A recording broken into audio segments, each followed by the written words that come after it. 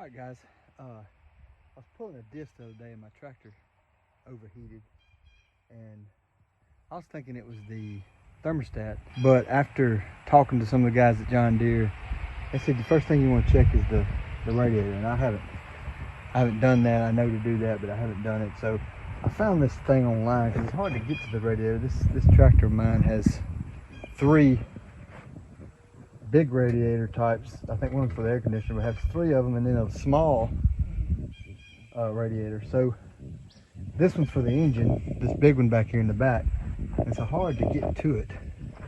So what I found online is this radiator genie. It hooks up to the air compressor, and you can get it in there and get it behind and blow it out. Now, from what I've seen, you're supposed to blow it out in that direction, but we're just gonna get it the best we can. See how it goes. This thing's got some pretty good kick to it. This thing is looking dirtier than I thought. I'm going to take this side cover off so I can get to it better.